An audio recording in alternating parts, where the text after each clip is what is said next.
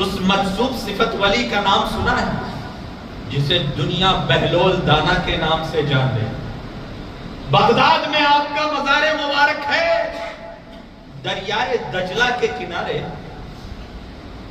ریت سے گھر بناتے تھے، جیسے بچے سمندروں کے کنارے ریت سے گھر اور ہوائی جہاز اس طریقے کی چیزیں شپ وغیرہ بنا کر کھیل رہے ہوتے ہیں، تو ایسے ہی یہ مرد قلندر دریائے دجلہ کے کنارے گھر بنا رہے۔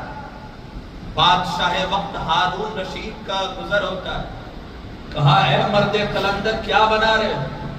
کہا کہ جنت میں محل بنا رہا۔ اللہ والوں کی بات سب کو نہیں سمجھ میں آتی، سب کو پلے نہیں پڑتی ہے۔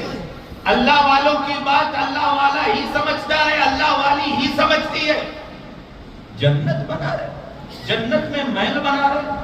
کہا بیچتے ہو؟ ہاں بیچتا ہوں۔ کتنے میں بیچتے ہو؟ 10 دینار۔ بس 10 دینار؟ ہارون رشید نے سوچا یہ پاگل آدمی ہے، اس طرح کی باتیں کر رہا ہے، توجہ نہیں دی، آگے گزر رہے۔ پیچھے سے ہارون رشید کی ملکہ بی بی زبیدہ آ رہی، اس نے بھی پوچھا کیا بنا رہے ہو؟ کہا جنت میں محل۔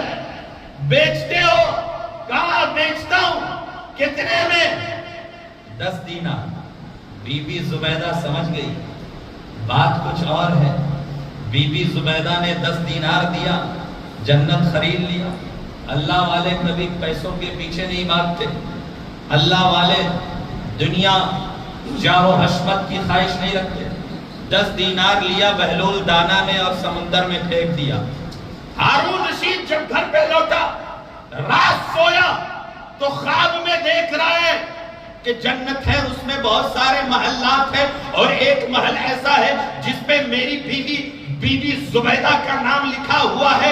اندر جانا چاہا، جانے کی کوشش ہی کر رہے تھے، فرشتوں نے روک لیا کہ جا نہیں سکتے ہو۔ کہا یہ تو میری ہی ملکہ کا ہے۔ فرشتوں نے جواب دیا دنیا کا نظام اور ہے، آخرت کا نظام اور ہے، یہ آخرت کا نظام ہے، دنیا کا نظام اور ہے، آخرت کا نظام اور ہے۔ ہارون رشید بڑا پریشان ہوا۔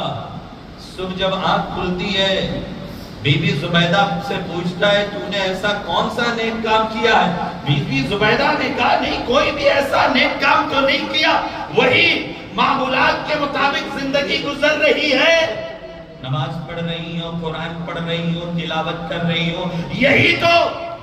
بی بی زبیدہ نے یہی کہا ایک بات یاد آئی، کل جب آپ کے ساتھ دریائے دجلہ سے کنارے سے گزر رہے تھے تو ایک مرد قلندر جنت بیچ رہا تھا، میں نے 10 دینار دے کر جنت خرید لیا۔ خلیفہ وقت بادشاہ وقت ہارون رشید سر پیٹنے لگا